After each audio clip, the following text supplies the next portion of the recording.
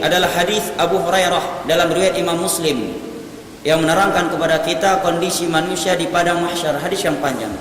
Bisa dibuka dalam Sahih Muslim, dan lebih mudah lagi bisa dibuka dalam kitab Riyadhus Shalihin.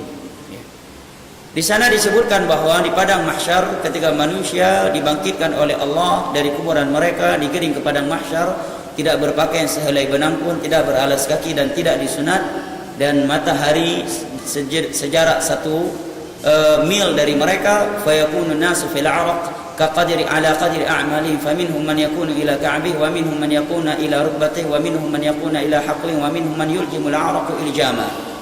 Di antara mereka ada yang keringatnya sampai kepada kedua mata kakinya. Di antara mereka ada yang keringatnya sudah sampai ke lututnya. Di antara mereka ada yang keringatnya sudah sampai ke pinggangnya, dan di antara mereka ada yang sudah tenggelam dengan keringatnya. Sungguh enggak terbayang bagi kita, ada orang tenggelam dengan keringatnya, tapi di sampingnya ada yang tidak tenggelam. Inilah yang namanya ilmu hal yang gaib, yang kewajiban kita adalah mengimaninya. Walladzina yu'minuna bil ghaibi. Ya Allah sebutkan salah satu dari kriteria hudal lil muttaqin, orang-orang yang bertakwa. Maka manusia mendatangi Nabi Adam alaihissalam menyatakan, innaka abul bashar, wahai Nabi Adam, engkau adalah bapaknya manusia. Karena seluruh manusia asal usul mereka adalah Nabi Adam alaihissalam. Memohonlah kepada Allah agar menyegerakan hisab kami. Maka Nabi Adam menjawab, laqad ghadaballahu alayya ghadaban lam yaghdab mithlah. Sesungguhnya Allah telah murka kepadaku dengan kemurkaan yang belum pernah seperti itu. Ya Allah melarangku dari sebuah pohon, kemudian aku memakannya. Pohon apa namanya? Pohon apa? Buah apa namanya? Hah? Buah apa ya jemaah? Kok komat kami tapi nggak terdengar suaranya? Hah? Buah apa? Khuldi. Itu penamaan iblis yang diikuti. Ya, khuldi itu artinya kekal.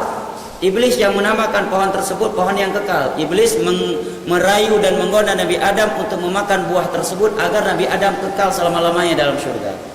Jadi bukan penamaan Allah menyatakan dalam Al-Quran, menukilkan ucapannya iblis, hal adulluka ala syajaratil khuldi wa mulkin la yabla. Kata iblis, wahai Adam, ketika menggoda Nabi Adam, maukah kamu aku tunjukkan kepada sebuah pohon, kalau kamu memakannya kamu akan kekal dalam surga ini, dan kerajaan kamu ini akan abadi, tidak akan hilang-hilang, tidak akan hilang lagi setelah ini. Maka memakanlah Nabi Adam dan Hawa dan pohon tersebut. Ya, sampai setelah itu Allah turunkan dari surga. Jadi iblis ya mengiming-imingi Nabi Adam bahwa dengan memakan pohon tersebut akan kekal beliau dalam surga, dan kerajaannya itu juga akan abadi. Cukup kita katakan Nabi Adam memakan pohon yang Allah larang di dalam Al-Quran. Pohon apa itu? Tidak Allah sebutkan namanya. Khuldi itu apa artinya? Kekal. Kenapa dikatakan kekal? Iblis ingin mengajak Nabi Adam untuk memakan pohon itu dengan mengiming-imingi, dengan engkau memakan pohon ini kamu akan kekal dan kerajaanmu akan abadi. Jelas ya? Jadi jangan dikatakan buah khuldi, ini keliru. Jelas ya? Tayyib.